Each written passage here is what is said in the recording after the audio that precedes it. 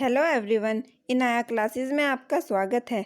आज हम कक्षा 10वीं की हिंदी पुस्तक क्षितिज में दिए गए पाठ राम लक्ष्मण परशुराम संवाद का छठा यानी आखिरी पैराग्राफ भावार्थ सहित पढ़ेंगे।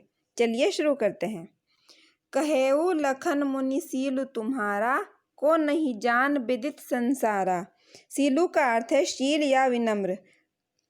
को यानी कौन। लक्ष्मण परशुराम जी से कह रहे हैं कि हे मुनि, आपकी शीलता को, आपके विनम्र स्वभाव को कौन नहीं जानता, यह तो पूरा संसार जानता है। माता पितहि उरिन भय नीके, गुर ऋनु रहा सोचू बड़ जी के। उरिन यानी ऋण मुक्त, नीके मतलब अच्छी तरह से, गुर ऋनु मतलब गुरु का ऋण। माता पिता के ऋण से तो आप मुक्त हो ही चुके हैं, यानी माता पिता का ऋण तो आपने चुका ही दिया है। अब गुरु ऋण की बड़ी चिंता है आपको, यह लक्ष्मण जी परशुराम जी से कह रहे हैं। सो जनु हमरे ही माथे काढ़ा, दिन चली गए ब्याज बढ़ बाढ़ा। सो जनु मतलब ये तो हमारे ही मतलब हमरे ही मतलब हमारे ही, काढ़ा यानी रख देना, बढ़ यानी ज्यादा, बाढ़ा मतलब बढ़ गया है। लक्ष्मण कहते हैं कि आपने तो गुरु ऋण मानो हमारे मत्थे ही मढ़ दिया है। अब तो बहुत दिन बीत गए हैं, आपका गुरु ऋण उतरा नहीं है, अब तो ब्याज भी बहुत बढ़ गया होगा। अब आनिया व्यवहारिया बोली, तुरंत देऊं मैं थैली खोली। व्यवहारिया मतलब हिसाब करने वाला।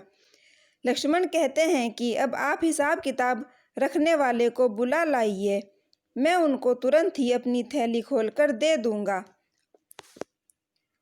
सुनी कटु बचन कुठार सुधारा, हाय हाय सब सभा पुकारा।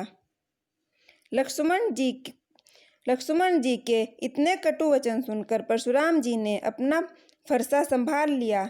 यह देखकर सारी सभा में हाहाकार मच गया, सब लोग हाय हाय पुकारने लगे। भरगुबर परसु देखा बाहु मोही, विप्र बिचारी बचो नरपद्रोही। भरगुबर परसु देखा बहु मोही, भरगुबर यानी परशुराम जी, विप्र मतलब ब्राह्मण, नरपद्रोही यानी राजाओं के शत्रु।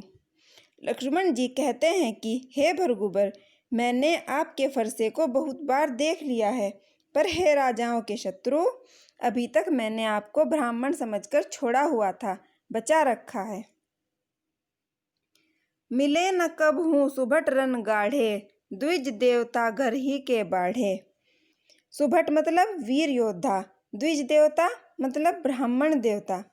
लक्ष्मण बोले कि अभी तक आपको युद्ध में महान योद्धा मिले ही नहीं हैं, आप तो ब्राह्मण देवता हैं, केवल अपने घर के ही बड़े हैं, यानी आप तो सिर्फ अपनी ही दृष्टि में बड़े हैं, आपको तो युद्ध में कोई भी वीर योद्धा मिले ही नहीं है।